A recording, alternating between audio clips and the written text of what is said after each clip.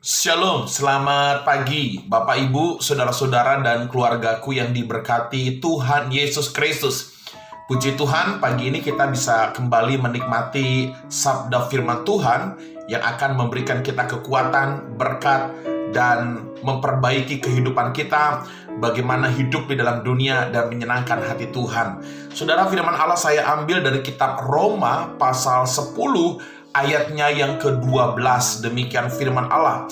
Sebab tidak ada perbedaan antara orang Yahudi dan orang Yunani, karena Allah yang satu itu adalah Tuhan dari semua orang, kaya bagi semua orang yang berseru kepadanya. Bapak Ibu, izinkan pagi ini firman Tuhan saya beri judul menghadapi perbedaan. Saudara-saudara sekalian, keluarga yang bahagia, gereja yang bahagia, bahkan komunitas yang berbahagia adalah keluarga, gereja, dan komunitas yang mampu menghadapi perbedaan. Bahkan bisa merubah perbedaan itu menjadi kekuatan. Bapak Ibu, saudara-saudara sekalian, di dalam komunitas di mana kita berada, termasuk di dalam keluarga, tentu ada perbedaan. Suami, istri, dan anak-anak memiliki perbedaan. Di dalam gereja ada perbedaan. Bahkan di tengah-tengah masyarakat pun, saudara, tentu ada perbedaan. Nah, sebagai orang-orang Kristen, sebagai anak-anak Tuhan yang diberkati, yang memiliki visi ke depan untuk maju dan berkembang, maka kita harus mampu mengubah perbedaan menjadi kekuatan. Jangan jadikan perbedaan sebagai alasan untuk konflik. Jangan jadikan perbedaan di antara kita menjadi alasan untuk bergesekan, lalu pada akhirnya bermusuhan, dan pada akhirnya perpecahan. Saudara, ini strategi iblis. Iblis tidak suka unity, iblis suka perpecahan, iblis suka perselisihan.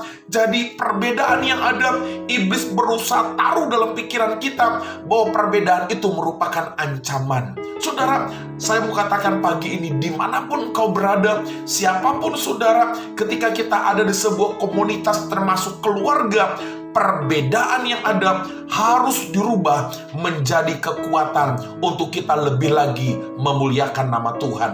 Nah, pertanyaannya adalah, kenapa dalam kehidupan manusia selalu ada perbedaan? Bapak Ibu, kita tidak bisa menolak perbedaan. Kenapa selalu ada perbedaan? Jawabannya simpel, saudara. Karena tiap-tiap orang diciptakan khusus oleh Allah.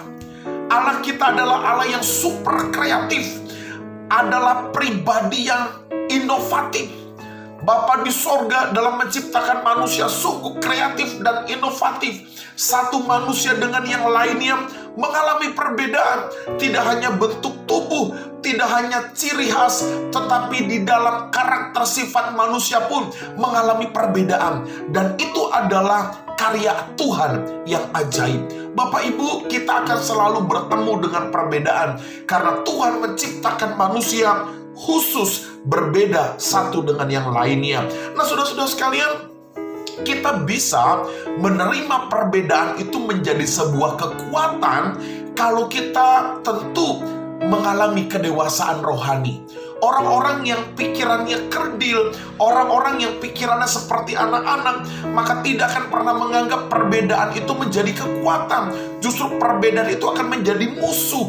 Orang-orang yang dewasa rohani, dia mampu menerima perbedaan, dan perbedaan itu menjadi kekuatan buat dirinya.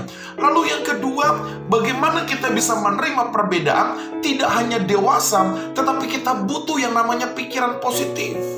Pada saat kita berdialog, berdiskusi, ada perbedaan pendapat. Kalau kita berpikir negatif, maka perbedaan yang ada di sekitar kita itu menjadi ancaman, itu menjadi musuh buat kita. Tetapi sebaliknya, saudara, ketika kita belajar berpikir positif tentang sebuah perbedaan, maka perbedaan itu akan memperkaya kita, akan membuat kita menjadi lebih baik, akan next level, akan naik level, menjadi pribadi yang jauh lebih berpikir positif ke depan.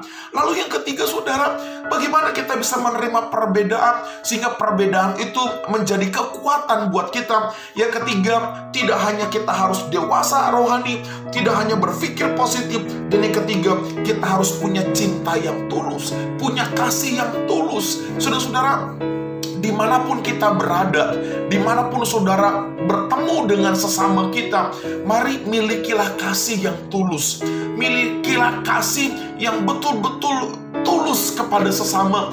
Bukankah Alkitab berkata, hukum yang pertama dan yang utama, kasihilah Tuhan Allahmu dengan segenap hatimu, jiwamu, dan seterusnya.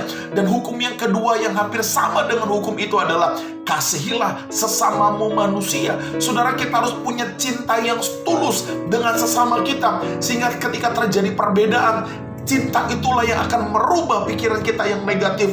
Cinta itulah yang akan membuat kita berpikir bahwa perbedaan bukanlah musuh, tetapi perbedaan itu adalah kekuatan untuk saya pelajari. Dan pada akhirnya saya katakan sekali lagi, kita memuliakan Tuhan. Selamat pagi keluargaku, jangan alergi dengan perbedaan. Dimanapun engkau berada, belajarlah dari perbedaan, bertumbuhlah dari perbedaan, dan pada akhirnya di dalam perbedaan kita menjadi kuat untuk terus melayani dan memuliakan Tuhan. Shalom, Tuhan memberkati kita semua.